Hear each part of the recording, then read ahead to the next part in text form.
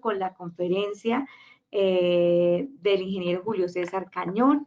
Él es profesor de la Facultad de Ingeniería de la Universidad Nacional de Colombia, sede Bogotá, y es una de las personas que más ha trabajado en el país en temas asociados a currículo y aseguramiento de la calidad para la educación superior.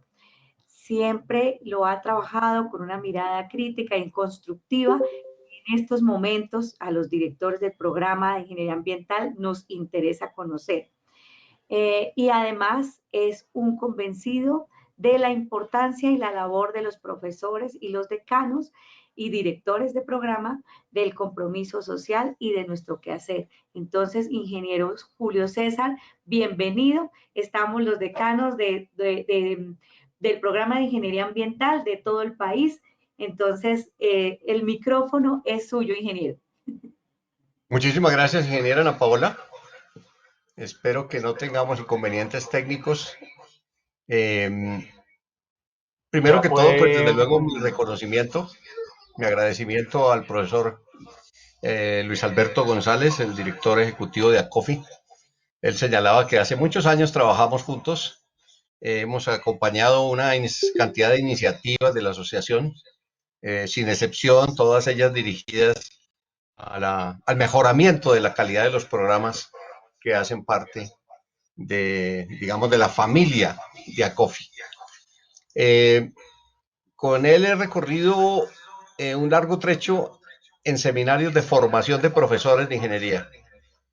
Y allí pues fuimos percibiendo a lo largo de esos ejercicios la importancia de que toda la comunidad universitaria, toda la comunidad de los programas, sea consciente y esté informada y esté absolutamente convencida de la importancia de la fundamentación curricular. Digamos que en los últimos años las iniciativas normativas, la legislación que se ha ido actualizando en relación con los procesos de aseguramiento de calidad, hacen énfasis en otros elementos, en elementos muy importantes todos ellos, pero que de alguna manera han ido mermando importancia dentro del discurso institucional a los temas curriculares. Y entonces ahí tenemos una extraordinaria dificultad, si no presente, sí por lo menos proyectada en el mediano y en el largo plazo, porque de alguna manera son los elementos curriculares los que dan identidad a los programas, los que dan identidad a los egresados, los que marcan de alguna manera el sello institucional. Entonces, el contenido de esta conversación, que más que una conferencia es una charla que espero no sea tan desilvanada, es una charla con un grupo de directivos universitarios de programas de ingeniería a quienes corresponde ejercer el liderazgo dentro de sus comunidades para reivindicar, si es el caso, que se haya menoscabado un poco, o para sostener e impulsar la importancia de la discusión permanente de los temas curriculares. Entonces, muchísimas gracias a Luis Alberto, muchísimas gracias a la ingeniera Ana Paola. Debo decirle que tengo un sentimiento de mucho afecto por la Universidad de Santo Tomás. Por allá en otras épocas ya lejanas, fui profesor de la Facultad de Ingeniería en el programa de Ingeniería Civil y tuve magníficas experiencias allí como docente y como miembro de esa comunidad durante unos buenos años. Y desde luego, pues en ese tiempo no existía el programa de Ingeniería Ambiental. Solamente había Ingeniería Civil, luego por ahí en esos días creció Ingeniería Electrónica y Mecánica, si no estoy mal, y luego pues ha habido pues una cantidad de cambios, muy importantes todos. Mi saludo a todos los integrantes de este auditorio. Espero que no se defrauden con el contenido y podamos inclusive progresar hacia unos manejos posteriores más especializados y más rigurosos en términos de discurso. Voy a compartir una presentación que espero me sirva de apoyo y nuevamente insisto en mi agradecimiento para todos por acompañar. Me pegaré estrictamente a la programación para no afectar la agenda de su reunión, que sé que es agitada como todas las de los directivos universitarios. Vamos a ver, estoy siempre...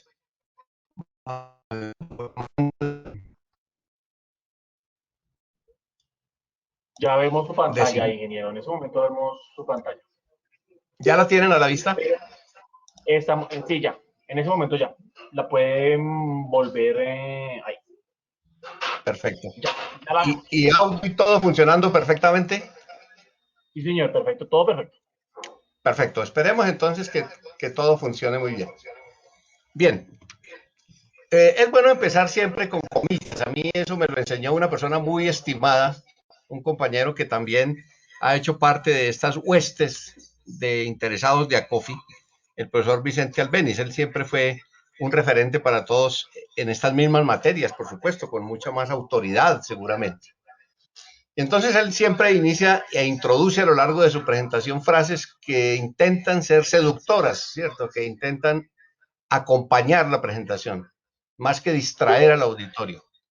Y yo, pues invitándolo sin ningún pudor, quiero comenzar con estas tres referencias.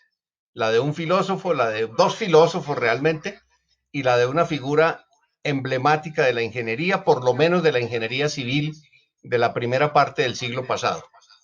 Entonces, la cita de Sabater es explícita. El currículo, para empezar a meternos en el tema, es el soporte que permite alcanzar esa formación universal de las personas. Al renunciar a toda especialización y tener una mirada amplia, una mirada de tipo integral, como se declara muchas veces, el currículo se convierte entonces en ese mecanismo que permite agregar valor a las personas. Esas personas que pasan por las aulas, es decir, los estudiantes y los profesores, pero también desde luego los directivos, los funcionarios, todas las personas que conforman una comunidad universitaria, se benefician de esa mirada amplia, de esa mirada generosa sobre las posibilidades de los seres humanos. En ese sentido, entonces, el currículo es extraordinariamente demandante de esfuerzos, porque al anunciar que no es una simple elaboración técnica, que no es una simple organización de contenidos, sino que tiene unas aspiraciones de formación mucho más amplias, pues desde luego está alertando a quienes son responsables de su manejo, de su diseño, de su gestión, les está advirtiendo o nos está advirtiendo que no es una tarea menor. Esa es una primera llamada, no es una tarea sin importancia, es una tarea, si se quiere, esencial en el proceso que formulamos. La cita de Hardy Cross, que es el referente para muchos de nosotros de la vieja guardia formados en la escuela de la hidráulica y de las estructuras, Hardy Cross es el autor de unos métodos de cálculo que fueron en su momento los únicos disponibles, pero que luego se incorporaron como a la esencia de los algoritmos de cálculo y han permanecido con nosotros.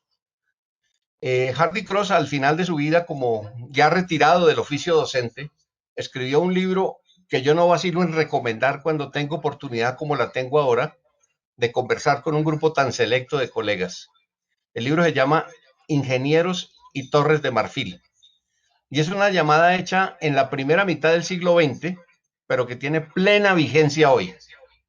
Es ese llamado a abrir las aulas para que la sociedad entre en ellas y para que esos estudiantes y esos profesores se compenetren de sociedad. Eso que ahora se predica sobre la apertura, sobre el aprendizaje basado en problemas, sobre el aprendizaje basado en proyectos y otras metodologías valiosas que se incorporan a nuestro lenguaje, está soportando esa aspiración, que las aulas y la sociedad estén conectadas, no de una manera artificial y episódica, sino de forma permanente. La manera de garantizar esa presencia de la sociedad, sus problemas, sus expectativas, sus oportunidades, es el currículo, es el mecanismo. Nosotros podemos diseñar la forma como esa aspiración es posible, materializarla. Y entonces la cita de Hardy Cross es muy interesante. Fíjense que como que golpea un poco nuestra mirada especializada, y no solo la nuestra, la de todos los que son responsables de formar personas en cualquier área del conocimiento. Renunciar a la globalidad, a la totalidad, es un riesgo altísimo, no para las profesiones, que de pronto se benefician de esa especialización, sino para la sociedad. Y esa frase es supremamente interesante. Una nación, una sociedad no puede renunciar a esa mirada global de sus integrantes, ¿cierto? Es importante formar personas que sean capaces de entender la sociedad para poder dirigirla, para poder trabajar con ella, para trabajar de una manera consciente y absolutamente productiva con ella. Entonces, esa es una parte que le interesa al sector productivo, le interesa a la sociedad misma, le interesa a la política, le interesa a la economía, le interesa a las distintas dimensiones del desarrollo. Y eso nuevamente es algo que reposa desde el diseño mismo del currículo. Entonces es una llamada interesante, digamos, de un educador también. Y esta frase última que está allí al pie es una frase que periódicamente citamos. De hecho, aparece en muchos documentos de orientación en ingeniería. Eh, es una frase del filósofo José Ortega y Gasset, cuyas aproximaciones con la técnica son bien conocidas. Y allí entonces había una mirada sobre las limitaciones de los ejercicios profesionales. Y en materia de técnica, pues está enfocada en los ingenieros. Y esa frase es absolutamente concluyente. Para ser ingeniero no es suficiente con estudiar ingeniería o con ser ingeniero. Porque mientras uno está, digamos, absorto en su mirada especializada de la profesión, la historia, la vida misma le cambia las condiciones y las circunstancias. Como ha sucedido con la humanidad completa en este año que hemos tenido que vivir de una manera completamente inédita. Entonces, por eso Ortega selecciona esa frase y llama la atención. Formamos ingenieros que sean capaces de sentirse y de pensarse mucho más que ingenieros. Y en ese sentido, pues ahí, digamos, ese tríptico, esas tres frases con las que comienzo mi conversación con un grupo de colegas, esas tres frases de alguna manera están formando un soporte de lo que sigue. Formarse con una mirada global, pensar en que somos parte de una sociedad que necesita nuestro aporte y por supuesto la lectura de no renunciar a esos otros saberes, a esas otras formas de actuación. Bien, este es como el preludio de lo que vamos a conversar, algo muy sencillo y que además tiene mucha vigencia. En estos días, seguramente para ustedes va a ser también tema de muchísimo trabajo y ajetreo el despiece, el análisis del contenido del decreto 1330 de 2019.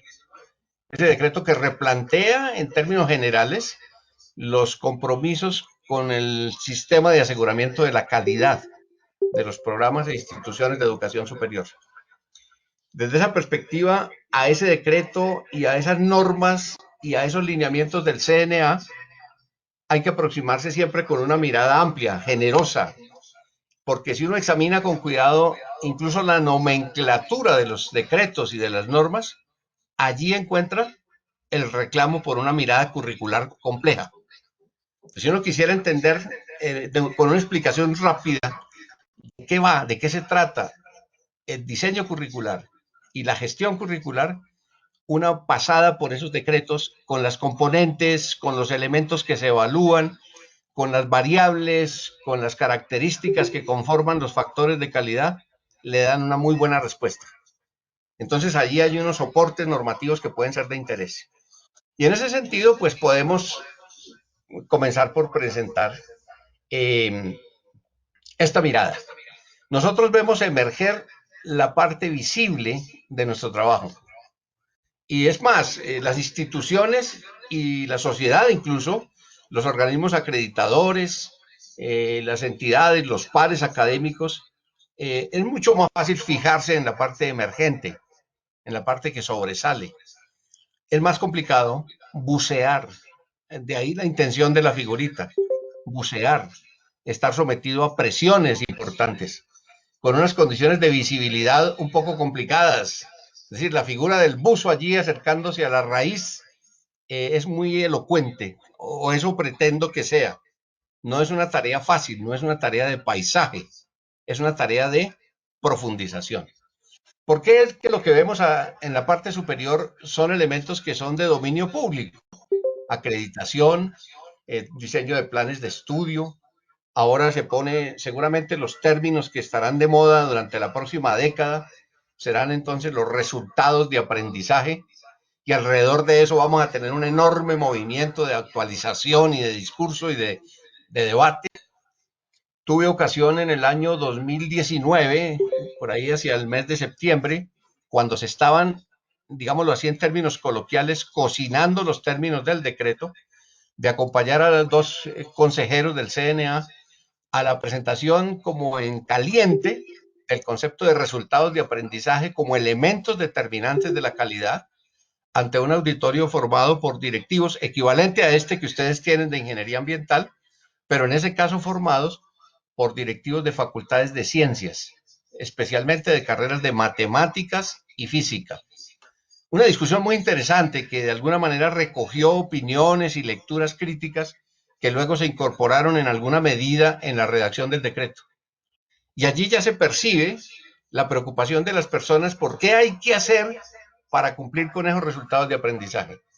O sea, esa mirada de rapidez instrumental sobre cómo hacemos para rendir cuentas y ser reconocidos exitosamente. Normalmente la respuesta no incluye el mandato de ir a esos principios, a ese análisis profundo. Esa tarea corresponde a los responsables del currículo. En mi entendido, pues por la experiencia, tengo no solo mi experiencia dentro de la institución en la que trabajo, allí tuve oportunidad de ser director del programa de Ingeniería Civil, vicedecano académico de la Facultad de Ingeniería, y mucho más importante en términos de esta referencia, fui por un par de años director de programas curriculares de la universidad. Es decir, allí me entendía no solamente con los programas de ingeniería, sino con los 90 y tantos que en esa época conformaban la parrilla curricular que ofrece la universidad a nivel de pregrado.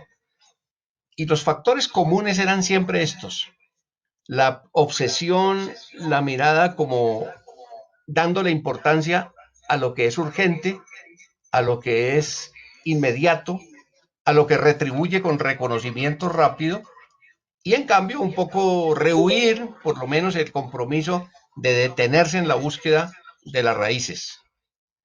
No sé si en todas, ustedes son absolutamente conocedores desde luego de la forma como está diseñada su arquitectura institucional. Esa arquitectura institucional usualmente reparte los compromisos entre alguien que se encarga de lo curricular, de la componente académica, y alguien que se encarga de la componente administrativa. Usualmente alguien con capacidad de asignar recursos, alguien con capacidad de contratar profesores. Entonces, ese divorcio que es con diferentes matices y diferentes nomenclaturas, pero es como genérico en nuestros programas, genera problemas para los programas, digámoslo así. ¿Por qué? Porque cuando uno visita los programas dan fe de lo que pueden hacer con los recursos que reciben. Y entonces uno lo que percibe es que hay unos forcejeos entre los responsables del diseño y la gestión curricular y los responsables de la asignación de recursos. Y uno ve a veces con preocupación, seguramente no es el caso de ninguno de los programas presentes en esta conversación, pero percibe a veces con preocupación que lo curricular, llamado así en términos generales, lo curricular, no está en la prioridad de las inversiones institucionales. Allí están de primero, pues desde luego, las inversiones en infraestructura, en dotación tecnológica, en capacitación de los profesores, lo cual desde luego todo es absolutamente feliz y saludable para las instituciones y los programas. Pero con menos énfasis, con menos iluminación, se encuentra uno la preocupación por la discusión del diseño del currículo, por los principios, por los fundamentos, por la relación con el entorno, por los fines que se le plantean. Y es allí en donde tiene escenario, tiene lugar esta discusión. En esa zona sombría, donde muy poca gente quiere participar, donde se acerca a veces con curiosidad, pero se retira casi siempre con decepción, porque no encuentra algo suficientemente atractivo. Y permítanme decirles con todo el respeto que nos merecemos, porque me incluyo allí, en el caso de los ingenieros, esa situación es todavía más aguda. Digamos que en otros elementos, en otros niveles de conocimiento, las ciencias sociales, el derecho, es más fácil, digámoslo así, entender esa necesidad de profundización en los principios. Pero en ingeniería uno quiere resultados, quiere procedimientos, quiere estándares. Y por eso es difícil esta discusión en el terreno de los ingenieros. Razón por la cual esta invitación de ACOFI y de la red que ustedes conforman, me parece a mí que es aventurada, es una afortunada intervención. Un currículo, pues desde luego, hay que definirlo y hay múltiples definiciones. A veces sucede que esas definiciones riñen un poco con nuestra percepción, pero una de las más extendidas es esta mirada sistémica del currículo. Y esa mirada sistémica conduce a una cantidad de dificultades de interpretación, porque significa que hay elementos que concurren en la definición. Pero además si uno le agrega la naturaleza abierta, de difícil estructuración, no es fácil decir en algún momento, ya tengo un currículo definido y con él me quedaré, por ese carácter dinámico que se le atribuye. El currículo es una respuesta inteligente a los estímulos del entorno, en una definición, digamos así, apresurada en esta mañana. Es eso, es una respuesta inteligente. El currículo percibe las expectativas del entorno y debe estar preparado para reaccionar. Digamos que en lo ideal, un diseño curricular competente debería crear un sistema inteligente, capaz de reaccionar de manera casi automática, la palabra no es muy feliz, pero me ayuda un poco, a las necesidades del entorno. No es así. Nosotros tenemos diseños curriculares que deben ser permanentemente o frecuentemente actualizados. Y lo hacemos siempre de una manera reactiva. Entonces, cuando el sector externo nos dice, ustedes deberían estar enseñándole a los ingenieros estas cosas, nosotros vamos apresuradamente a actuar sobre una componente del currículo, que es el plan de estudios, que es la expresión, digamos, de etiquete. Y nosotros vamos allí a buscar cómo incorporar los nuevos elementos demandados. Pero no solamente eso, si el Estado, a través de sus intervenciones de agencias acreditadoras, suelta una nueva disposición normativa, nos apresuramos a buscar qué nos toca de allí y regresamos rápidamente a hacer una serie de parchados o de actualizaciones sobre el currículo. Y eso, por supuesto, tiene una doble lectura. Por un lado, permite contestar al estímulo y en ese sentido, pues resuelve problemas inmediatos. Pero por otro lado, va distorsionando el diseño curricular original hasta el punto que termina siendo una figura irreconocible, que tiene elementos de tiempos distintos, de demandas distintas, de respuestas tecnológicas distintas. Entonces aparece un nuevo atributo del diseño curricular y es la necesidad de armonizar esas coexistencias para que no haya dominancias que anulen los esfuerzos anteriores. Me explico con algunos ejemplos recientes de algunos trabajos puntuales. A raíz de esto que pasó con la pandemia, o que está pasando y seguirá pasando un buen tiempo, las instituciones reaccionaron con una rápida actualización tecnológica. Entonces, como no podemos ir al salón, llevaremos el salón a las casas de los estudiantes. Perfecto. Esa es una respuesta inmediata, ponderada seguramente, a un estímulo al cual no podemos eludir. Pero por supuesto, cuando se hizo eso, viene la siguiente reflexión. Bueno, y ahora, ¿quién se va a hacer cargo de usar esa tecnología? Los profesores que teníamos deben ser actualizados también. Entonces hubo un verdadero frenesí de capacitaciones. Fue el momento dorado de todas las aplicaciones, las plataformas, una cantidad, proliferaron unos cursos rápidos de actualización. Entonces, lo nuestro ahora es lo sincrónico, lo asincrónico, el diseño de contenidos y rápidamente adquirimos el lenguaje necesario para poder estar en la discusión. Y entonces uno podría pensar que eso resolvió el problema. Y efectivamente, coyunturalmente, nos permite dar una respuesta. Entonces viene una reflexión mucho más lenta de contestar. Los contenidos que tenemos, las estrategias pedagógicas que usamos, los instrumentos de acompañamiento y evaluación que tenemos en nuestro acervo son útiles o son adecuados para este nuevo momento tecnológico? Y con muchísima sorpresa y en algunos casos con preocupación, los expertos en el tema nos llaman la atención y nos dicen, seguramente no. Hay que replantear la construcción de contenidos, hay que construir objetos virtuales de aprendizaje que conserven no solamente la intención de transmitir información, sino la posibilidad de animar a los receptores a racionalizar y a profundizar en los contenidos. Entonces, desde mi perspectiva, y esto es algo que quedará seguramente para discusiones muy ricas en el futuro, COVID-19 es el gran reformador curricular. O sea, todas las invitaciones que habíamos recibido del Estado, que habíamos recibido de eventos como estos, de pronto pues se quedaban allí, se iban incorporando paulatinamente. En algunos casos se veían como positivas y se incorporaban. Pero de pronto viene algo extraordinariamente poderoso desde afuera y nos obliga a cambiar.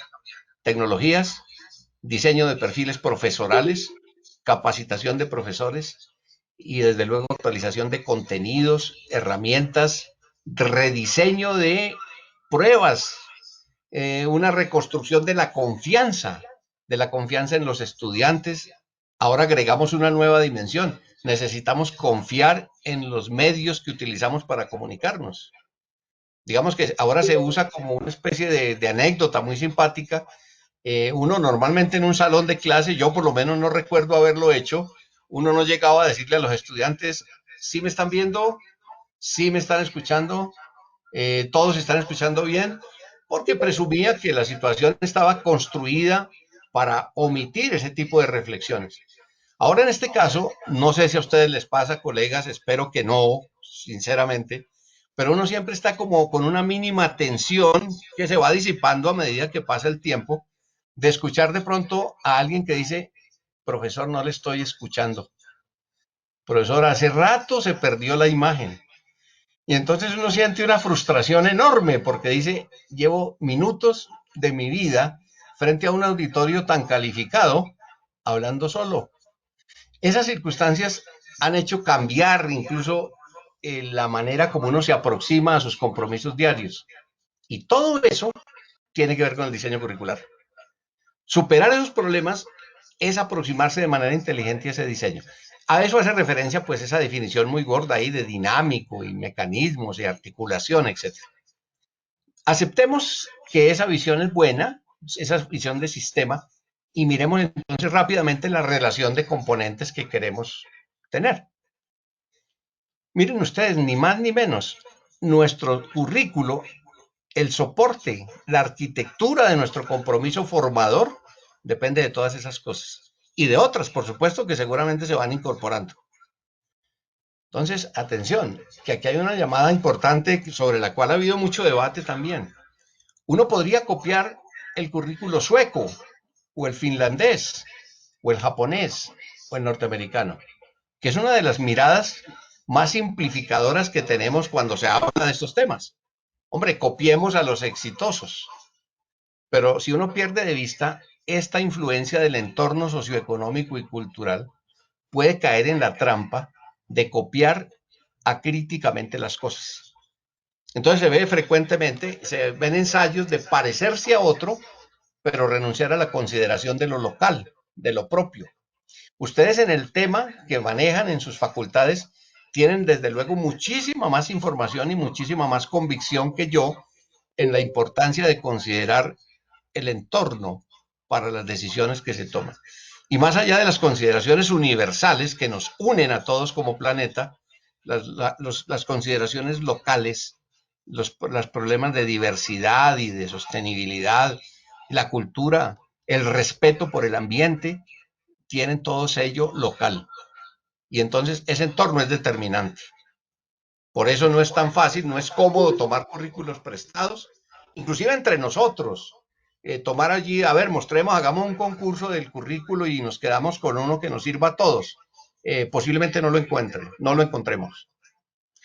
Las decisiones políticas en materia de ciencia y tecnología. Eso que hacen afuera afecta a nuestros diseños curriculares. Porque no tendría sentido permanecer absolutamente indiferentes cuando las cosas afuera en materia de ciencia, tecnología, innovación van cambiando. En este sentido, el currículo tiene un mandato de permanecer alerta, en especial a esos dos primeros niveles. Ahí es donde está nuestra responsabilidad social. Ahí está nuestra responsabilidad con el conocimiento. Digámoslo así en términos simplificadores, que el currículo tiene compromiso con cuatro actores formidables del desarrollo. Si tuviéramos que terminar en este momento la charla, yo quedaría satisfecho con alcanzar a decirles esto. Cuatro actores fundamentales. ¿Cuáles son?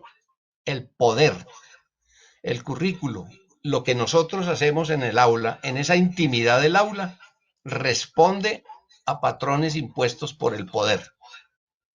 Ahí están las normas, las regulaciones, los decretos, las pautas de acreditación nacional e internacional. O sea, no lo hacemos de una manera anárquica. Desde la perspectiva puramente profesional y científica, tenemos también normas, tenemos autoridades. O sea, nosotros estamos mediados por la influencia del poder. Y en ocasiones nuestro conocimiento entra en conflicto con el poder.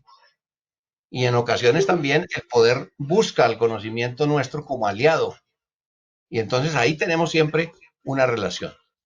El segundo actor, desde luego, pero absolutamente claro, es el conocimiento. Lo que nosotros tenemos como soporte en el diseño del currículo tiene que ver con el conocimiento. Ahí pues se separan las especialidades. Entonces el conocimiento especializado en ambiental, seguramente distinto del conocimiento especializado necesario en mecánica o en electrónica o en mecatrónica. Pero ahí está una decisión siempre pegada al conocimiento. Un currículo, un diseño curricular que no esté atento a las actualizaciones en ciencia y tecnología es desde luego una condición deplorable de aprendizaje, porque estamos enseñando obsolescencias, estamos orientando hacia la obsolescencia. Por eso nos preocupa siempre la actualización y estar pendientes y estar siempre atentos. El tercer protagonista es la producción. Nuestros diseños tienen que ver con las necesidades de una sociedad que, disculpen ustedes la grosería de la palabra, si no trabaja, no come. El desarrollo de los países, su capacidad de producir y su capacidad de competir es la respuesta a la pregunta cómo manejamos los problemas de nuestras sociedades. Y entonces ahí tenemos una relación permanente. Cuando ese sector productivo se aproxima a nosotros, viene siempre con unas demandas cuyos intereses son prioritariamente los de ese sector.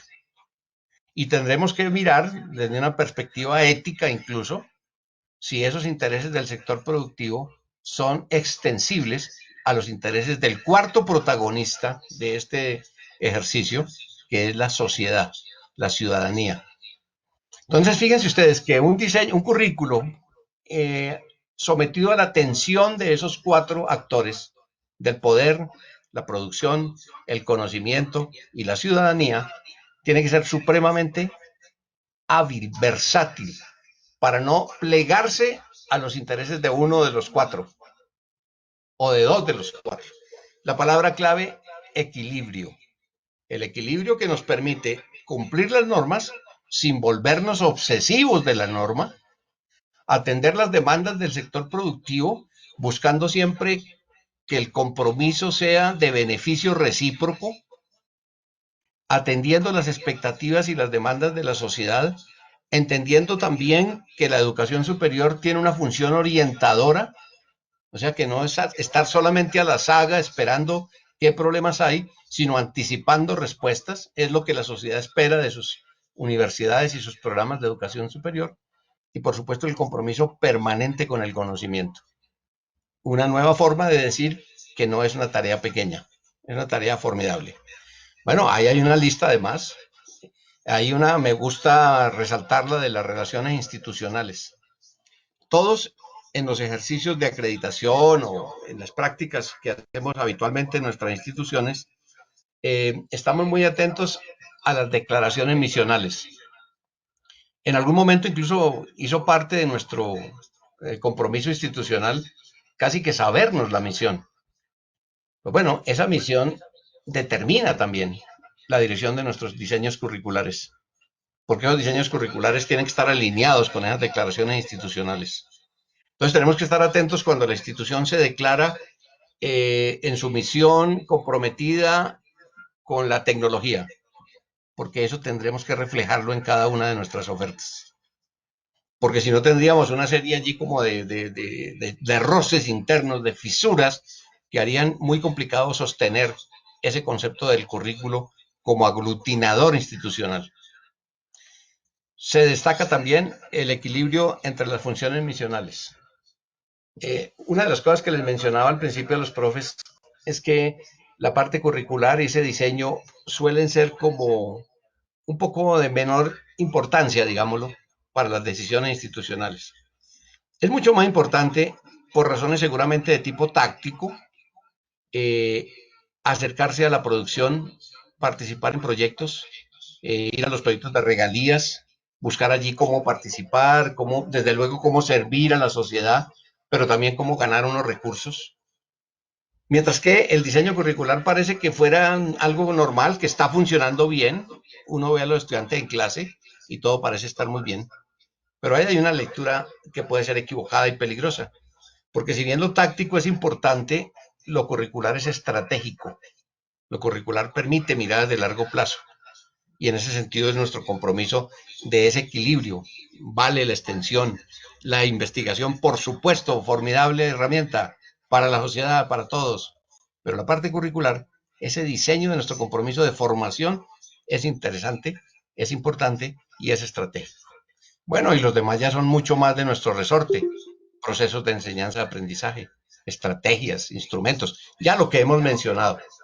Esos son los elementos con los que un diseñador o un gestor curricular, coordinador, director, como se llame dentro de las estructuras, tiene todos los días sobre su escritorio, porque todo esto cambia a diario. Esto rápido lo paso. Es simplemente para que no perdamos de vista que nuestro referente más alto es la ley. La ley 30, lo sabemos, desarrolla el mandato constitucional de educación superior de calidad y da funciones a la educación superior. Desde luego, el cumplimiento, la atención de esas funciones pasa por la formación en el aula. Lo que pasa en el aula es como el desarrollo del código genético de la respuesta institucional a estos mandatos. Así que vale la pena, cuando uno está revisando sus diseños curriculares, verificar qué tanto de esto se cumple satisfactoriamente con la forma como estamos adelantando nuestro trabajo formativo. Entonces, simplemente como referencia no vale la pena detenerse en esa lectura. Entonces, fíjense, tenemos unas leyes, está el poder manifestado, pero institucionalmente también tenemos unos lineamientos que son una forma de poder, digamos, de menor jerarquía, pero de igual importancia. El poder institucional sobre los programas. El currículo, más allá de la definición, me gusta verlo y compartir esa mirada como un escenario en donde las personas transitan, se mueven, con unas aspiraciones, y es que entre dos momentos de observación, su capacidad de autonomía y su flexibilidad frente al conocimiento y frente a la sociedad hayan aumentado. Ese es el propósito, digamos, genérico del diseño curricular: agregar valor a las personas.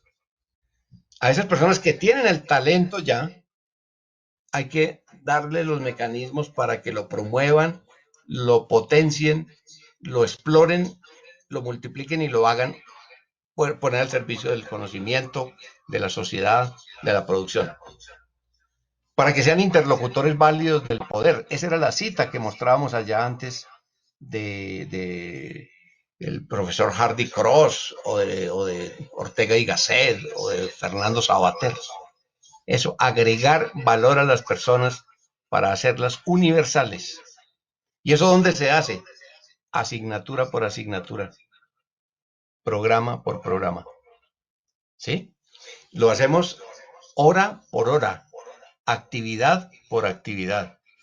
Esa visión casi fractal del compromiso es, digamos, una de las tendencias. La posibilidad de reducir la duración de un programa depende de la capacidad que tengamos de hacer más intensa cada unidad de formación. Si tenemos personas capaces de concentrarse en un tiempo más corto para alcanzar los mismos resultados de aprendizaje, tendríamos una posibilidad de hablar de disminuir la duración de los programas. Y es otra discusión que se pone de moda cada cierto tiempo. Y hay experiencias que han mostrado con diferentes matices cosas buenas y cosas malas. Por esas reducciones a veces simplemente arbitrarias de duración.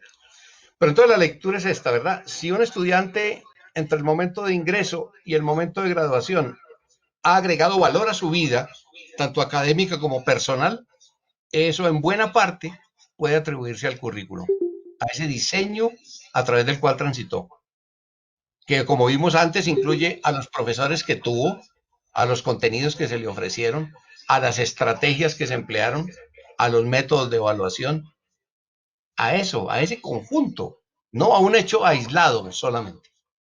Y ese mismo tránsito podría uno mirarlo semestre a semestre y podría, repito, verlo clase a clase. Es una mirada romántica, si se quiere, pero a mí me gusta pensar que cuando termina una clase, los estudiantes son distintos, son mejores, aprendieron algo, se inquietaron por algo. No puede ser que sean iguales que como eran hace una hora y media,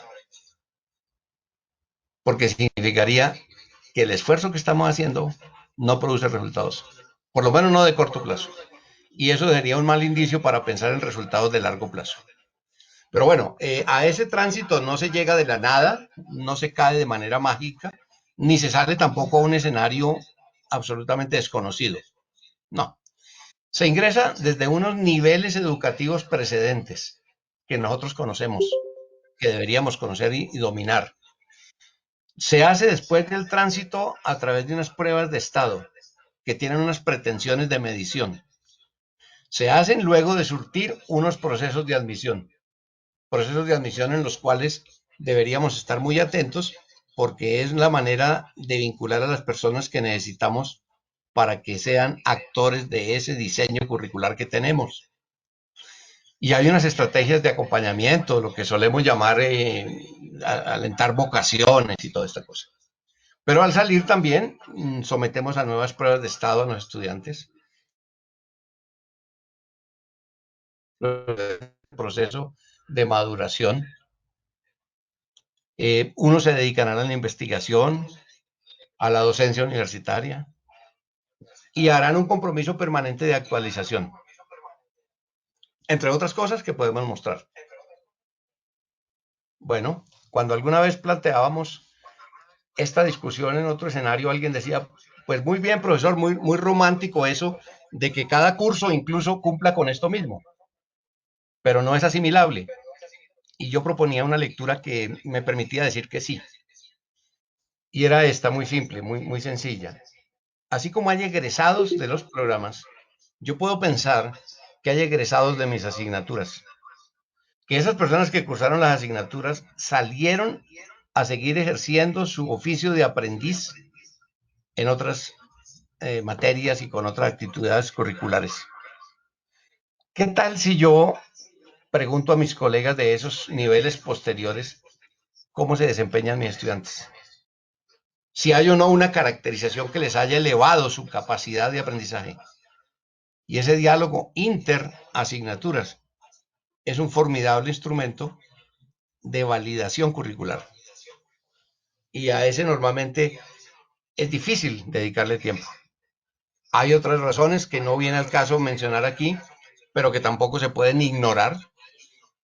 Sobre todo este discurso, sobre toda esta concepción, pesa mucho la manera como están vinculados los profesores a las universidades. Porque por los niveles de contratación, por el carácter como de intermitencia que tienen algunas vinculaciones, es muy difícil hacer estas cosas. Estos ejercicios de continuidad requieren continuidad de los observadores. Y entonces ahí vamos a tener siempre una dificultad que hay que buscar cómo salvar. Esto que les menciono Lo represento rápidamente aquí para ir un poco más rápido. Nosotros tenemos proyectos de formación que son la expresión del currículo y ese currículo produce algún resultado que solemos llamar el perfil de egreso. Pero a ese perfil de egreso no se llega, como decíamos, de la nada, se llega desde un perfil de ingreso. Recientemente en la Asociación Iberoamericana de Instituciones de Enseñanza de Ingeniería, un organismo regional del cual hace parte de manera destacada ACOFI, terminó un trabajo de perfilamiento de ingresos en Iberoamérica. Hizo un examen de cuáles son las condiciones exigidas para ingresar a programas de ingeniería desde México hasta Chile. Y allí se encontraron unos elementos comunes. Es una lectura recomendable porque uno encuentra allí cosas que lo ponen a reflexionar, desde luego, la calidad de los sistemas precedentes, la formación de los estudiantes, sus nuevas prácticas culturales. Todo eso tiene que llamar nuestra atención y mover nuestros diseños para ser adecuados. Nosotros podemos responder por el perfil de egreso, pero solamente la formación continua, la práctica profesional, van definiendo el perfil profesional. Por supuesto, entre las tres cosas hay una hilación, hay un compromiso de continuidad. Un perfil de ingreso bien formulado seguramente reduce las deserciones, por lo menos por razones académicas, discúlpenme, y garantiza tiempos de retención menores y graduaciones más ágiles y surtido de profesionales para una sociedad que los necesita bien formados y los necesita a tiempo. Pero luego sigue el otro régimen. Nuestra tarea como responsables curriculares, no digo que se detenga, pero se enfatiza en ese perfil de egreso, porque el perfil profesional lo delinean factores que están fuera de nuestro control. Los programas curriculares no generan empleo para los ingenieros. Ayudan eventualmente con programas de egresados y demás, pero la decisión sobre ocupación profesional, desarrollo profesional, depende de esas condiciones socioeconómicas de las que hablábamos antes. Es solo un tema de reflexión. El diseño y gestión curricular pasan por etapas que se representan en ese pentágono que está ahí.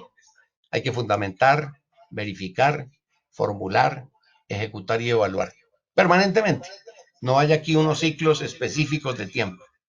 Una rápida mirada a cada una de estas etapas y estaremos muy bien. Digo yo de tiempo al menos. Nosotros formamos personas para entregárselas a la sociedad. Es el discurso genérico. Pero en realidad es para entregárselas a una comunidad profesional. O sea, uno se siente ingeniero, es mi percepción, cuando otros colegas lo aceptan como uno de los suyos. No es con el diploma, posiblemente, aunque ese es un hecho simbólico espectacular, sino cuando empiezo a trabajar en ingeniería. No importa si empiezo con un trabajo modesto en una firma, o en un pequeño proyecto, o en un pequeño contrato. Cuando empiezo a sentir que eso que aprendí tiene sentido, me sirve, se convierte en mi modo de ser servicio a la sociedad y de vivir, en ese momento siento el impacto de lo que aprendí. Es una lectura un poco también un tanto como tentativa, un poco temeraria si se quiere, pero es eso. Son las comunidades profesionales las que validan la formación de las personas. Entonces, ¿cuál es la responsabilidad en el currículo? Entregarle a los estudiantes, a través de los contenidos, las estrategias, la estructura y el perfil de sus profesores, los elementos tecnológicos puestos a su servicio, el contacto con el campo de actuación a través de prácticas, a través de pasantías, a través de internacionalización, darle todo eso que consideramos válido para que luego esa comunidad profesional lo reconozca, lo acepte, lo valide y lo promueva, para que en esa comunidad crezca. Por eso el currículo tiene que estar mirando permanentemente el ejercicio profesional, para saber qué comunidad es esa para la que yo estoy preparando a las personas. Qué nuevas adquisiciones de conocimiento, de cultura, de desempeño tiene. Es por eso importante considerar esa dimensión externa. Podemos hablar de diseño curricular muy groseramente. En esto hay que hacer unos ejercicios de tipo taller. Son hermosos además. Ver cómo los profesores descubrimos que muchas cosas que hacíamos no sabíamos que las estábamos haciendo y que eran tan importantes, y otras que de pronto no estamos haciendo y son muy valiosas. Yo siempre invito, no es esto una cuña comercial ni mucho menos, a que se vinculen ejercicios de diseño y de entrenamiento curricular a los planes de trabajo de las facultades. Seguramente ACOFI alienta ese tipo. Redes como esta se conforman para mirar esas posibilidades y racionalizar recursos y no repetir esfuerzos y ganar mucho todos al tiempo. Pues el diseño consiste en formular alternativas que permitan resolver todos esos problemas que se plantean. El currículo es dinámico, pero yo como lo entiendo, cómo voy al entorno a ver qué es lo que está pasando. Yo diseño como una respuesta, que ahí se advierte, es siempre parcial, es siempre temporal. ¿Y a quién le respondo? Al entorno. Es difícil que alguien diga, hombre, hagamos un cambio porque esta mañana me desperté con ganas de hacer cambios. O hagamos un cambio curricular porque tuve un sueño o porque oigo voces. No, siempre es una respuesta a un problema, a una necesidad o a una oportunidad. Esos son los elementos que me mueven a cambiar. ¿A cambiar qué? Contenidos, estrategias, recursos, posibilidades de acción con el entorno, conversación permanente con los problemas nacionales, todo ese tipo de cosas, que son los que en última forman ese mapa complejo del currículo. La flexibilidad es un atributo que todo el mundo defiende y todo el mundo promueve como valor en sus instituciones y en sus currículos. Esa flexibilidad resulta cuando tenemos varias alternativas y permitimos que haya pasarelas para que los estudiantes e incluso los profesores se muevan a través de ellas. Ahí se habla de flexibilidad. Y es uno de los defectos frecuentes de mucho diseño curricular, que se promueve y, digamos, coloquialmente se vende como flexible, pero es extraordinariamente rígido, porque no tiene alternativas reales. En ese sentido hay que promover esas alternativas, tipos de docencia, alternativas de aprendizaje, etcétera. Tipos de grado, tipos de trabajos finales, todo eso ofrece riqueza. Los diseños curriculares siempre tienen limitaciones de plazo, escasez de recursos y apremios normativos. Por lo que mencionábamos, salió un decreto, inmediatamente hay que hacer ajustes. ¿Y cuándo? Antes de la fecha límite que el decreto fija. O sea, no es un hecho espontáneo, una animación, sino es una percepción de presión que tenemos que responder. Tener en cuenta eso es importante. Esta otra que es producto de mi experiencia, no es una aseveración científica, es lo que he visto. El interés por estos temas es limitado. Es más importante, más fuerte, el interés por áreas de investigación o de extensión, o incluso dentro de la misma docencia, por áreas como la didáctica o los elementos de pedagogía, que son importantes, pero que no son todo el currículo. Entonces, este tema tiene un auditorio muy importante, muy selecto, pero limitado. Los proyectos de diseño curricular requieren liderazgo y una cosa interesante, conocimiento y reconocimiento. Es decir, necesitan grupos que se hagan cargo, que vayan al frente, que promuevan la discusión, que sepan lo que están haciendo y diciendo, los especialistas, los teóricos. En Colombia no existe ese oficio como muy extendido. Chile es un país referente para estas cosas. Allá hay personas que se gradúan como curriculalistas y se dedican a eso, de lo que sea, medicina, ingeniería, saben de diseño curricular y luego le acomodan encima las necesidades del programa. Pero necesita también reconocimiento. O sea que cuando los elementos son exitosos, la comunidad, la institución y la sociedad reconozcan esos esfuerzos. Los intereses de quienes están involucrados en el diseño curricular son diversos y son divergentes en ocasiones. Alguien quiere promover una nueva tecnología, entonces dice, no, lo que hay que hacer es todo virtual. Pero hay un interés comercial detrás de la oferta. Y así, hay que tener una cierta sagacidad para identificar eso y darle manejo, no significa renunciar a discutir. Y esta última que es interesante, a mí me gusta mucho recordarla, no hay soluciones universales. O sea, cada uno de ustedes, de los 70 y tantos programas que hay en esta red, tendrá una solución distinta. Y para cada programa, esa será su mejor solución. Seguramente tendrá elementos comunes y en el aprendizaje común habrá unos elementos de avance, pero al final estará todo en manos de cada uno. Un rápido vistazo, esto recoge simplemente en la en la fundamentación del diseño y la puesta en marcha de los cambios curriculares es esencial contar con el respaldo institucional. No es una tarea de aventura, no es un ejercicio de profesores haciendo pequeños ajustes, es toda una movilización institucional. Por supuesto, conocer las normas, por supuesto, participar de manera, digamos, consciente en los trabajos y hacer desde luego seguimiento y medición de los efectos de lo que hacemos. Nuestras referencias, ¿cuáles son? El entorno, las tendencias en la formación. Entonces miramos al mundo, cómo se están formando los ingenieros ambientales en Europa, en Asia, que tienen necesidades distintas, atención, pero son referentes.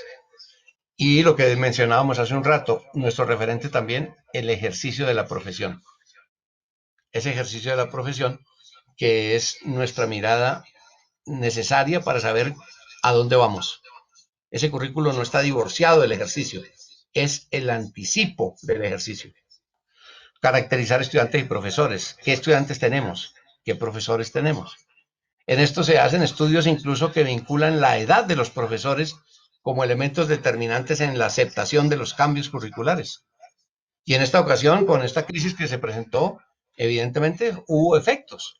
Yo no sé cuántos fueron, eso es algo que no se ha divulgado mucho, se ha guardado como con cierto sigilo, pero hubo profesores de edad ya pronunciada, valiosísimos profesores, que no fueron, no digamos capaces, porque sí que lo eran, pero que no fueron amigos de hacer las clases a través de la internet. No se sintieron cómodos con eso y prefirieron renunciar y se fueron. Conozco algunos casos. Es posible que eso ya haya repetido en otras partes. Eso para medir el impacto de saber qué profesores tenemos. Revisar antecedentes curriculares. El programa siempre es la construcción sobre construcciones y experiencias anteriores. Hay que mirar con cuidado todo eso. Identificar qué recursos tenemos para hacer los trabajos del currículo. Que queremos promover en el estudiante el contacto con el entorno. Muy bien. Ahí toman sentido los convenios, las facilidades, las aproximaciones con el sector productivo, con el Estado, para que los estudiantes hagan esas prácticas. Solemos decir a veces, queremos propiciar el trabajo en equipo. ¿Y qué sucede? Que el trabajo en equipo requiere una arquitectura y una dotación de mobiliario adecuado. Promovemos el trabajo en equipo, pero tenemos pupitres individuales. Entonces hay un cierto divorcio entre las declaraciones y la práctica. Se trata de poner todo eso en algún tipo de coincidencia feliz. Hay que formular luego los planes, ¿no es cierto? Para eso se definen los perfiles. Se habla de perfil de formación integral, profesional. Cada programa decide qué quiere, cuál es el producto que espera encontrar al final. Hay unas métricas que considerar, los créditos, la dedicación, la estructura de los planes de estudio. Ahora hay una oferta enorme de modalidades, presenciales, virtuales, mixtas, híbridas, etc. Criterios de flexibilidad, de evaluación, calificaciones. ¿Cambiamos eso? ¿Es necesario acomodarlo? Uno de los grandes problemas de esta época es la confianza para hacer evaluaciones a través de estos mecanismos. Se ha llegado a utilizar software de tipo verdaderamente invasivo, un software que envidiaría el FBI o la CIA para hacer los exámenes de estado.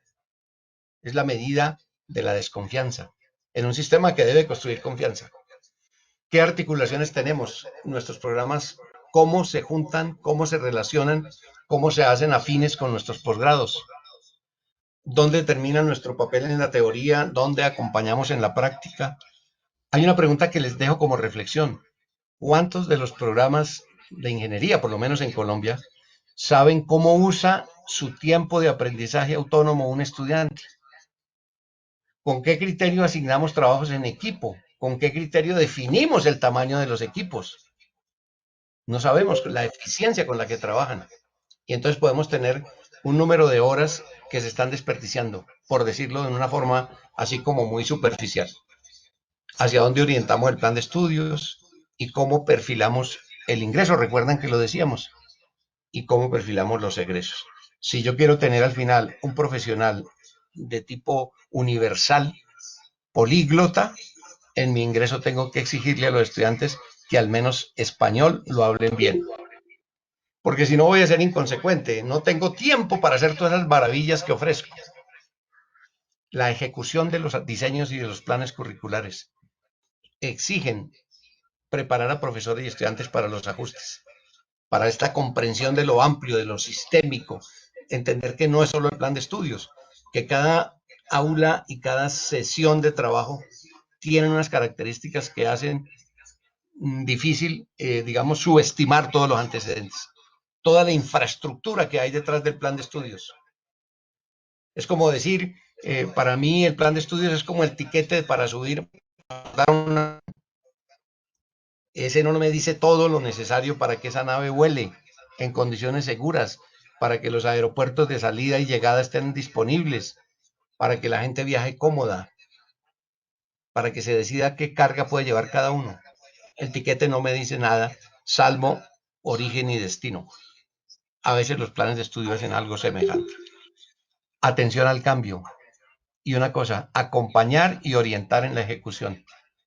Es decepcionante cuando se hace un gran esfuerzo de acomodación curricular, de reflexión, y luego el profesor, al regresar a la intimidad del aula, sigue haciendo lo mismo que hacía antes. Esa es una de las cosas que más dificultan estas cosas. Y hay que evaluar haciendo seguimiento, instrumentalizando la evaluación de los cambios, identificando impactos. Esa es una debilidad manifiesta de la mayor parte de los programas, no solo de ingeniería, sino de educación superior. O sea, cuando uno lee los informes de los pares académicos, encuentra que la mayor parte de ellos menciona la palabra impacto. Ustedes no están midiendo el impacto de su formación en la gente. Análisis por semestre, por asignatura, por clase. Atención, ahora que se pone esto de los resultados de aprendizaje como detonante de la calidad, vamos a tener que hacer eso. Hacer rúbricas clase por clase, hacer formatos de evaluación, comparar, ir al final del semestre a reunirnos con los colegas de los otros grupos y cambiar información. Eso es un cambio muy fuerte en nuestro trabajo, usualmente aislado, individual y solitario en general. Para terminar, estas son escenas de una filmografía curricular que recoge parte de las cosas que les comenté. A veces uno hace diseños curriculares y le quedan bonitos, o sea, le quedan buenos y funcionan en el papel. Eso se suele asimilar a lo que se llama el síndrome o el mito de Galatea. Es cierto, entonces hay un escultor, diseña una estructura, una mujer hermosísima, se enamora de la estatua y después no la deja ver, la cubre, se apersona, se apropia de ella y se queda para siempre. Así pasa con muchos diseños curriculares que no se muestran, no se publican, no permiten que otros aprendan de esos ajustes. Eso se supera con la colaboración y la cooperación. En la parte superior tenemos una imagen para las personas que tuvieron ocasión de ver la saga de Indiana Jones. Eso hace referencia a la arqueología curricular. Se encuentra uno a veces con diseños que tienen unos componentes que nadie sabe de dónde salieron. Están allí porque en algún momento de alguna de esas reformas periódicas, por una norma que pedía algo, se incorporó un caso. Se metió una asignatura. Un profesor hizo un doctorado, regresó eufórico con su conocimiento nuevo, pidió que le permitieran tener una asignatura para desarrollar su nuevo saber, la pusieron allí, el profesor luego se fue para otra parte y la asignatura se quedó. Ya no tiene sentido, ya no tiene el sentido que le dio origen, pero permanece allí. Entonces ustedes, líderes académicos, tienen que ser arqueólogos curriculares, saber qué pasa, esto de dónde viene, porque me da información, es como descubrir la piedra de Rosetta de nuestros diseños curriculares. En la parte de abajo, una imagen de una película que fue genial, fue reconocida siempre como las películas que un profesor debería ver siempre. Es la famosa película de La Sociedad de los Poetas Muertos, que plantea un rompimiento con todas las cosas. Es la influencia de un profesor y cómo seduce y cómo captura hasta la muerte incluso la mirada de sus estudiantes. Pues desde luego sin llegar al extremismo, pero es deber del profesor estar siempre atento a esos cambios que necesita para mantener vivos a esos jóvenes que tiene ahí al frente. Independientemente de los recursos que use, de los recursos a su disposición, hay mucho que pedir y esperar del profesor en ese trabajo. Y por último, la figura de Frankenstein, porque a veces sucede, esto es una que recojo de una experiencia en un ejercicio de evaluación ex post de diseño curricular que hice alguna vez. Un profesor muy simpático se levanta y dice, mire, profe, nuestro plan, nuestro currículo es un Frankenstein, porque cada uno le ha puesto un pedazo distinto. Y no sabemos, funciona, pero no sabemos muy bien cómo es. Y estéticamente no es muy atractivo, porque tiene promontorios, tiene depresiones, no tiene una topografía plana. Desde luego la respuesta fue, es deseable que sea así, que haya altos y haya bajos, que haya diferencias, que haya posibilidades de flujo, de crecimiento, de emparejamiento. Pero él lo decía de manera muy simpática, así. Entonces, bueno. Aquí para rematar ya, el escultor de Galatea se llamaba Pigmalión y el síndrome se conoce como el síndrome de Pigmalión. Nos acomete a veces. Con esto termino la presentación. Espero que no me haya pasado, perdí el control del tiempo. Es algo que me pasa siempre. Me entusiasmo por pocos y voy avanzando sin darme cuenta. Y por supuesto, abierto a todas las preguntas que pueda tramitar desde mi posibilidad del momento y del tiempo. Muchísimas gracias a todos por su atención. Y como decía al principio, ojalá me hayan escuchado por lo menos, porque si no, qué vergüenza. Aunque queda grabado según creo. Muchas gracias a todos. Muchas gracias, ingeniero. Escuchamos perfecto. Gracias a Dios la red nos funcionó muy bien. Qué honor recibir su experiencia en estos temas curriculares de muchos años además y tenerla hoy para nuestro programa de ingeniería ambiental y los afines. Yo estoy segura que a los más de 50, bueno, 60 decanos que estamos aquí, pues tuvimos la oportunidad de reflexionar en muchos de los puntos de los que habló y además que cuando decía, yo sé que a ustedes no les pasa, yo bajaba la cabeza y yo veía que esas letricas también la bajaban.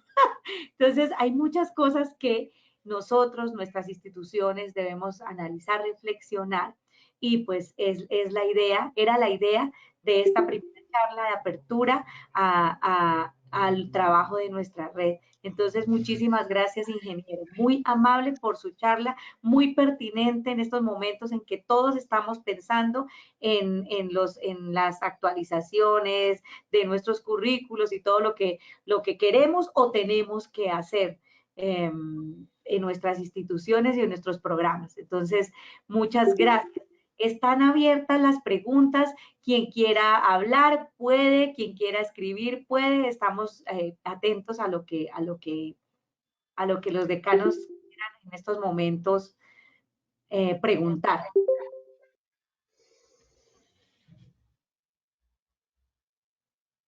Me preguntan aquí. Ah, ya. No veo Ay, yo. hola, aquí tengo una pregunta, ingeniera Ana Paula. Gina, la directora de programa de Ingeniería Ambiental de la Libre. Bienvenida, Gina. Bueno, bueno, doctor Julio César, una interesante presentación. Me gustaría saber, de acuerdo con su experiencia, ¿cómo aconseja usted trabajar los resultados de aprendizaje en los sílabos y en los contenidos programáticos que tenemos nosotros para la formación de ingenieros ambientales? Pues a ver, la concepción de resultado de aprendizaje es una concepción basada en la presunción de que se logra lo que nos proponemos. Y normalmente es lo que se plantea, ¿no es cierto? Los resultados de aprendizaje, como su nombre lo indica, son el producto de esa movilización curricular, de los contenidos, de las estrategias, de los recursos. Entonces, el planteamiento de los resultados de aprendizaje que se hace desde el punto de vista, digamos, asignaturizado, debe responder a las capacidades y al potencial de cada una de esas asignaturas. Hay unas cosas que a veces uno pierde de vista y pues se centraliza y se enfoca en los componentes puramente técnicos. El resultado de aprendizaje es el dominio de la técnica y eso por supuesto es válido, está bien. Pero hay unos resultados de aprendizaje de eso que ahora un poco civilinamente se suele llamar habilidades blandas, que empiezan a ser reclamados con justicia cada vez con más énfasis. Entonces, los resultados de aprendizaje casi que invariablemente deberían contener el propósito de mejorar el lenguaje de los estudiantes para que puedan aproximarse a esa comunidad en la que hablábamos hace un tiempo. Entonces, desde luego la componente de la técnica, ¿cuál es el valor que la asignatura específica le agrega al estudiante? Y eso es una reflexión muy importante. Esa pregunta que hace la ingeniera, mire lo interesante que es. A uno le pueden decir, bueno, profesor, vaya, haga la lista de los resultados de aprendizaje.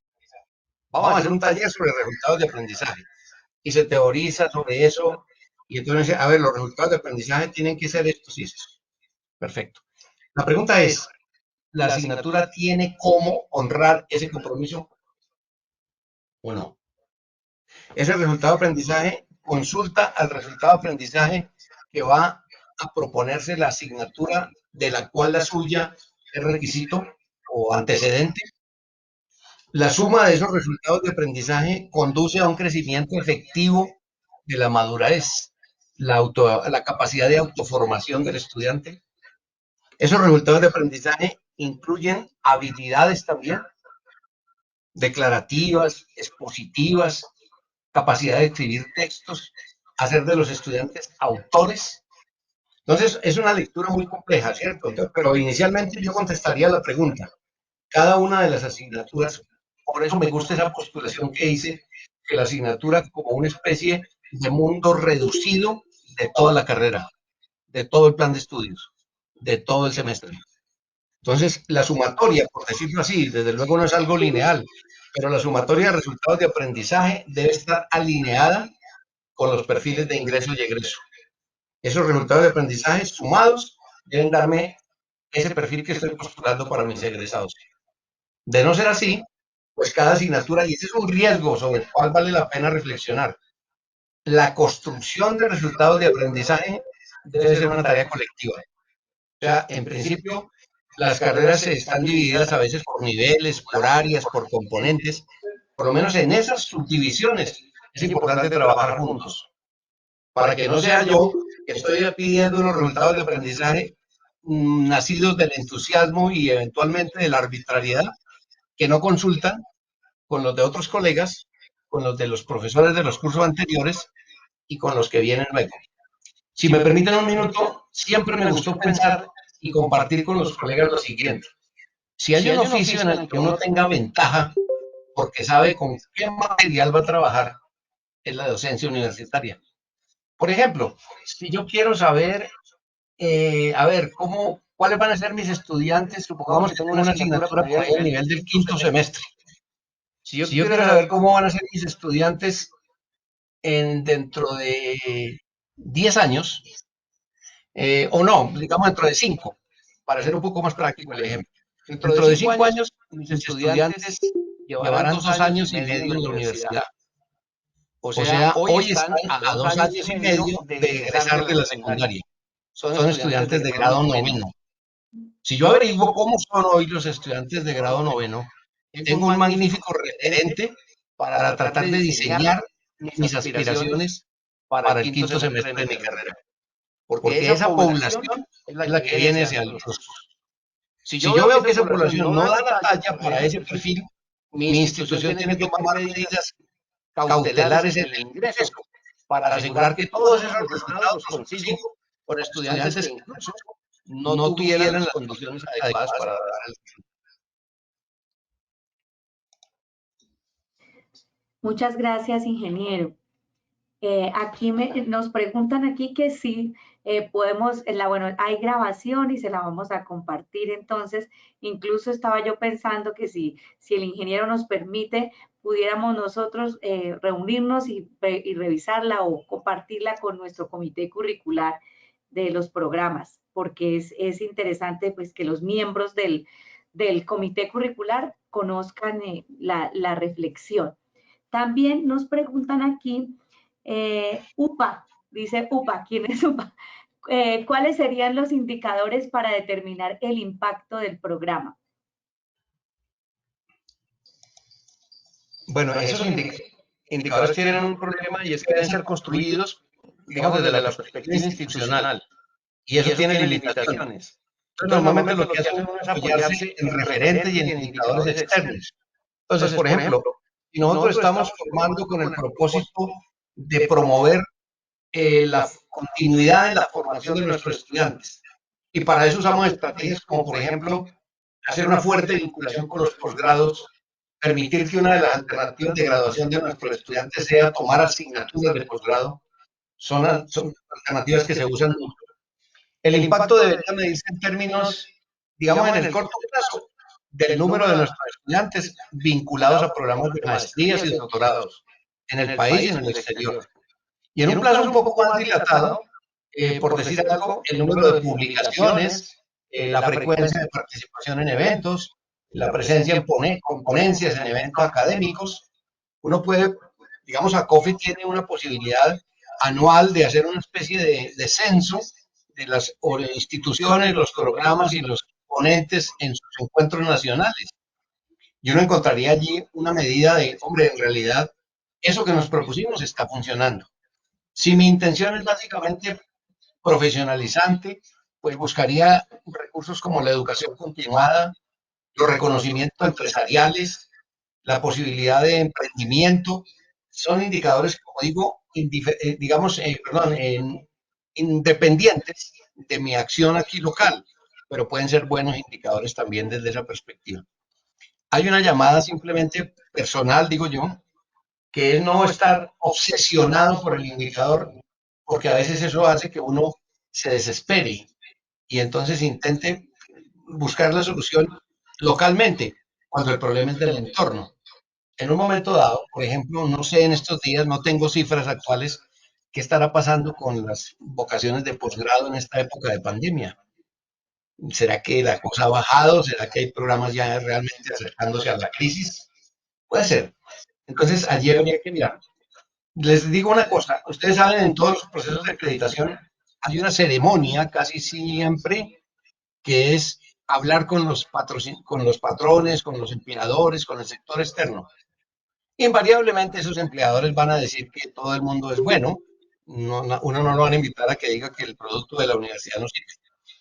Pero hay unos mecanismos de consulta que no pasan por esas reuniones que están de alguna manera cercadas, hacer encuestas, mirar el observatorio laboral y básicamente tener una muy fuerte y estrecha relación con los egresados.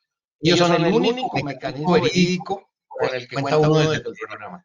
Por eso es importante vincularlos también en su experiencia en el diseño curricular. Perfecto. Bueno, vamos a hacer dos preguntitas y ya los que nos quieran regalar más preguntas de pronto por correo se las hacemos para poder avanzar en la reunión. Entonces le doy la palabra al ingeniero José Alejandro Salamanca. Hola, buenos días. Paola, un gusto volver a saber de ti y escucharte. Profesor Julio, muchas gracias por su charla, de mucha reflexión, me gustó mucho. Y quisiera preguntarle sobre algo, pues con base en su experiencia, para ver usted cómo ve este tema. Digamos, sabemos que los planes curriculares deben estar en una continua evolución de buena manera, teniendo en cuenta pues un proceso de evaluación continua y de retroalimentación. Y pues no debe ser de otra manera, siempre debe haber esa evolución. En ese sentido, pues de alguna manera la situación nos ha llevado a pensar que es importante hacer un enfoque al educar en el hacer. Por supuesto, sigue siendo importante pues el saber, ¿no? Pues para hacer yo tengo que saber. Y en ese sentido me llama la atención mucho lo relacionado con lo que denominamos ciencias básicas. Uno pensaría que en esa continua evolución, pues las ciencias básicas no deben plantearse de manera tan rígida o como se acostumbra a veces en los planes curriculares. Y yo quisiera saber usted qué opina al respecto sobre las llamadas ciencias básicas en los planes curriculares. ¿Cómo podríamos darle una nueva mirada o cuál es la mirada que se le debe dar actualmente a esas ciencias básicas? Gracias. Profesor, con mucho gusto aspiro a poder aproximar una respuesta. Como les mencioné, hacia finales del año 2019, tuve ocasión de participar con unos consejeros del CNA en un ejercicio de ambientación de lo que vino luego a ser el decreto 1330, y los asistentes eran los homólogos suyos, pero en el área de ciencias. Entonces, ahí había decanos y directores de programas de matemáticas, física, química, biología, básicamente cuatro. Y era la pregunta, la relación de las ciencias básicas con los programas. Entonces, el ejercicio que se hizo con ellos fue un ejercicio de decirles cómo se piensa usted como parte de un programa curricular de medicina y qué cambios introduce usted en su percepción para tener un programa de ciencias básicas que da soporte y da fundamento a ingeniería. Entonces, ellos reconocen la importancia de adecuar la conexión de tal manera que provean lo que estrictamente es necesario. Ahí hay un criterio de utilitarismo eventualmente, pero reconocen algo que es muy interesante, ¿no? Es muy interesante que lo reconozcan y es muy interesante además que sea plausible ese reconocimiento. Entienden que las matemáticas y la física han sido tomados en buena parte de la historia nuestra, curricularmente hablando, como problemas y no como soportes y aporte a la formación de los ingenieros. ¿Problemas en qué sentido? Uno dice, es que los rajan en matemáticas. Ahí hay una disputa permanente. Los profesores de los primeros semestres son la causa de la principal fuente de deserción académica de los programas. Uno. Dos, al contrario, digamos, por otro lado, y en forma paradójica, uno acusa en sus asignaturas especializadas que los estudiantes no tienen una buena formación matemática, una que le ayude a resolver el problema específico de la técnica. Entonces, la única solución que se percibe, y fue algo que se discutió mucho en aquella reunión de Valledupar, fue el único mecanismo es el diálogo. Es algo que yo recomiendo también con su venia, por favor, tomen una nota mental al menos y promuévanlo. Cada semestre al menos. Al terminar, es aconsejable hacer una reunión para intercambio de experiencias curriculares.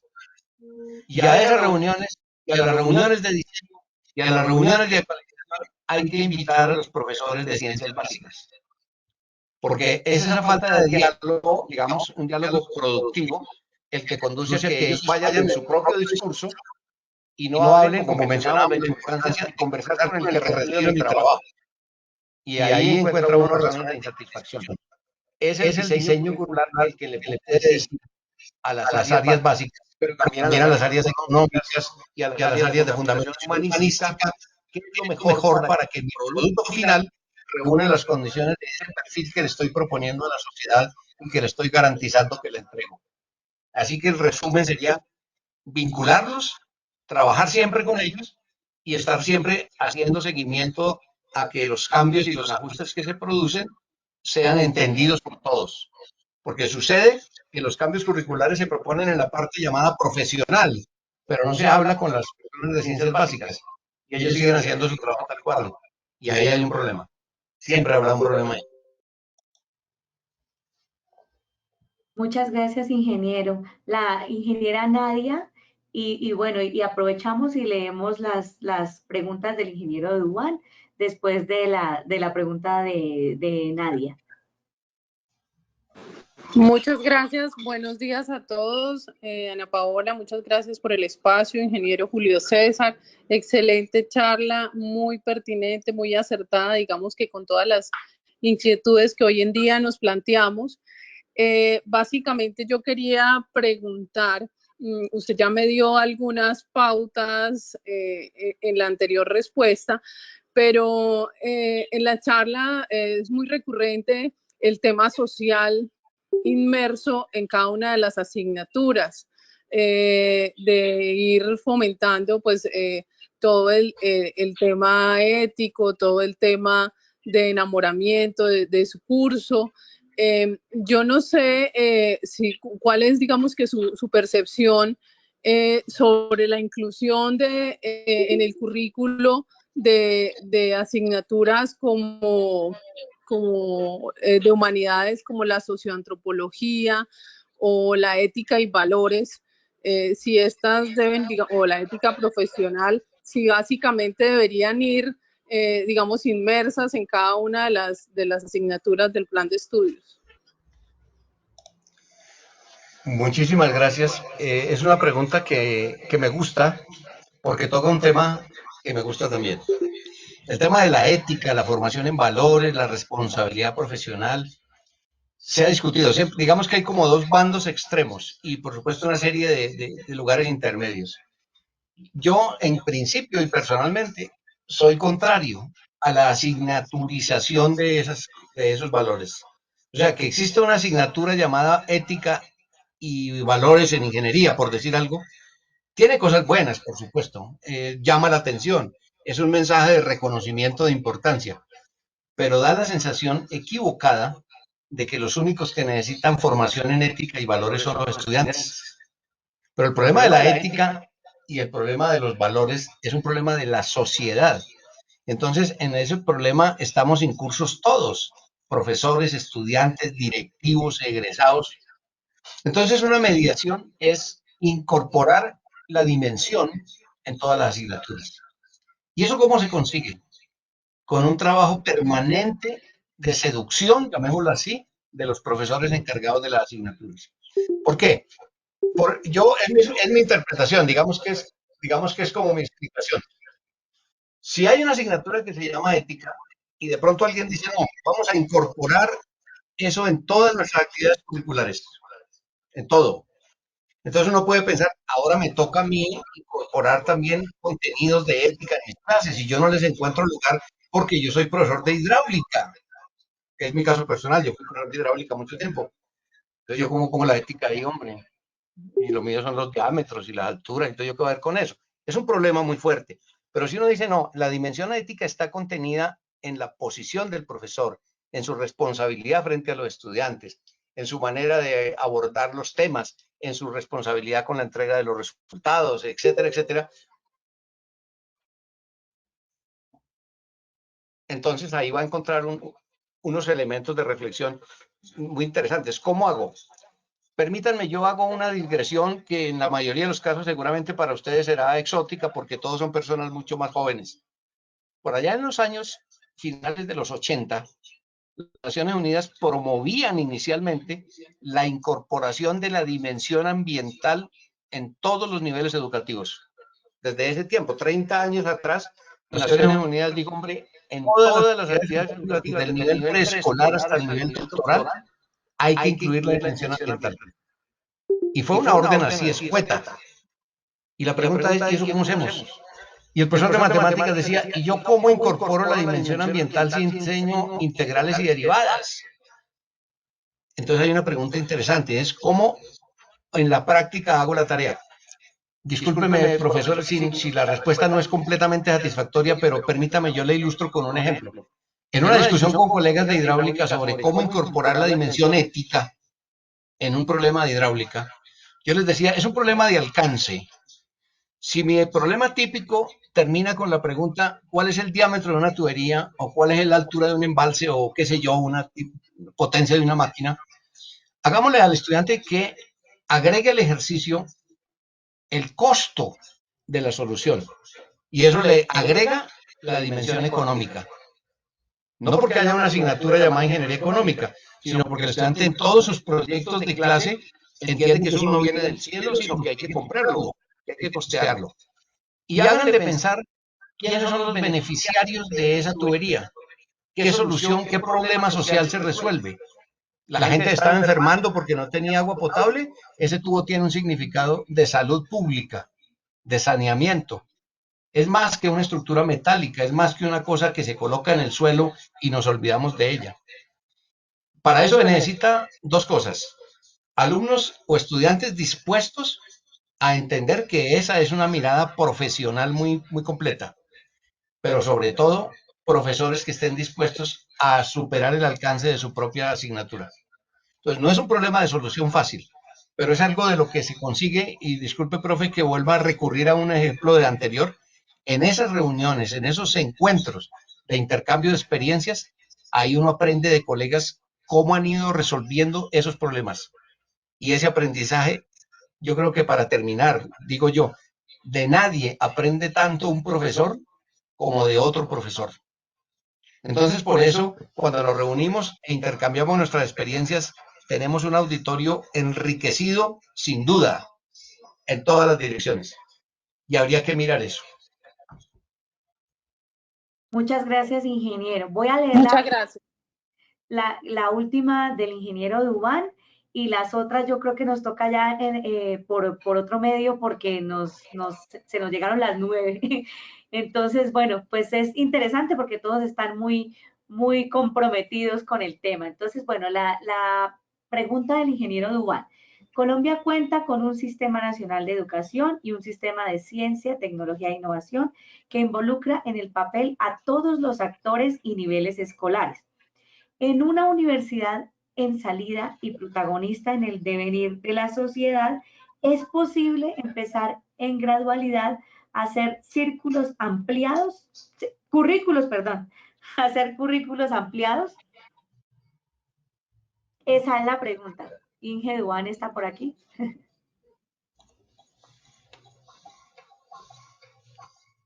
Sí, tuve ocasión aquí de leer un comentario del profesor Duan, muy interesante, en esa misma relación. Él allí señala muchas cosas interesantes. Esa ampliación incluye la incorporación de dimensiones adicionales en cada uno de nuestros compromisos curriculares. Y algo que se señala, el profesor usa allí una palabra que es importantísima, es la palabra pasión.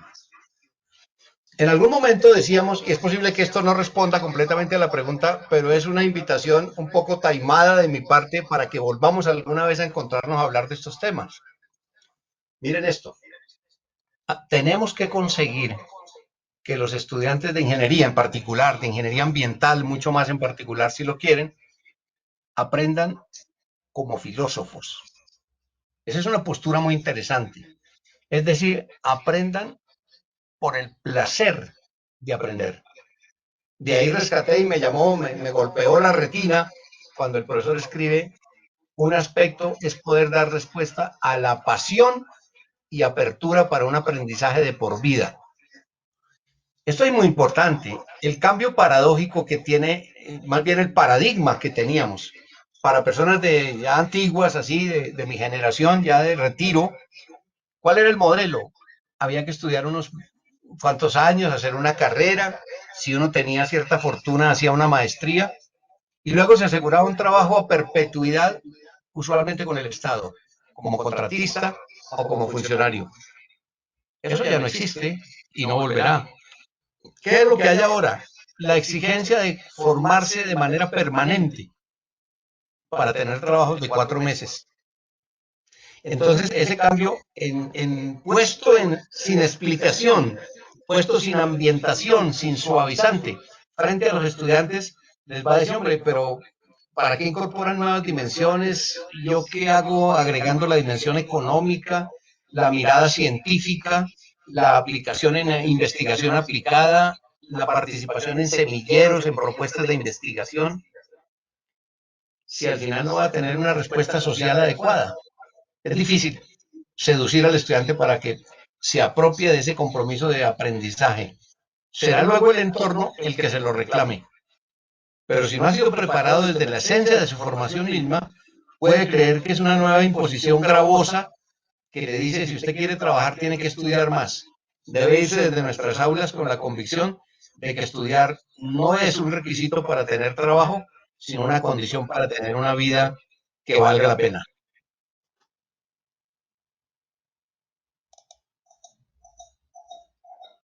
Gracias, ingeniero. Bueno, ya terminemos, ya. Solo nos queda, Karen, cómo medir resultados de aprendizaje desde las ciencias básicas. Ya, ¿cierto? ¿Ese ya? Ah, no, ¿cómo medir los resultados de aprendizaje desde las ciencias básicas? No, no, esta no. Esta no la habíamos respondido. Bueno,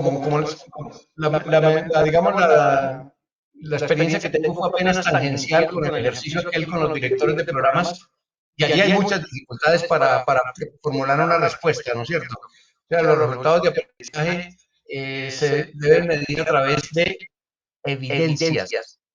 Ahí hay un problema que a la vez es una llamada de solución, evidencias. O sea, los resultados de aprendizaje no pueden medirse solamente a través de exámenes convencionales, sino a través de resultados que se parezcan a los resultados que se diseñaron. Entonces, la evidencia del resultado es al mismo tiempo la evidencia de la formulación. Entonces, por supuesto, para cada una de las líneas y especialidades de ciencias hay mecanismos diferentes. Lo experimental en física, lo abstracto en matemáticas, lo industrial incluso en la química. Así que tenemos allí perspectivas distintas que déjenme decirles, sin ser ninguna infidencia, que apenas están en construcción por parte de los especialistas en las áreas de ciencias básicas. Ingeniero, muchas gracias. Yo creo que aquí van a salir más preguntas y pues en algún momento voy a molestarlo, ingeniero. Entonces, muchísimas gracias por acompañarnos. Muchísimas gracias al ingeniero Luis Alberto por la oportunidad que nos da de recibir su experiencia. Y bueno, creo que todos quedaron muy contentos con esta reflexión. Entonces, creo que ahí terminamos el primer punto. Ingeniero Luis Alberto, yo no sé si su merced quiera hacer una intervención. No, simplemente agradecerle al ingeniero Julio César Cañón por su magnífica disertación. Creo que hace un énfasis muy claro de la importancia de toda la cuestión curricular, más allá de todo el tema normativo y del día a día, sino que hace parte esencial de nuestro quehacer en cada uno de nuestros programas de ingeniería. Sin duda, de muy alto valor para todos y creo que las preguntas y los comentarios que hay en el chat reflejan un poco esa importancia de este tema y la forma de permanentemente de estarlo recordando y trabajando. Así que, ingeniero Cañón, pues muchísimas gracias y siempre es un gusto compartir con ustedes. Yo puedo ser récord de compartir en muy diversos escenarios presenciales, virtuales, diferentes ciudades, países, así que muy chévere siempre compartir y estar siempre cerca. Bueno, gracias a todos. Fue con muchísimo gusto y les deseo que, pues muy apretada su agenda, pero mucho éxito en lo que sigue ahorita de sus discusiones de la red.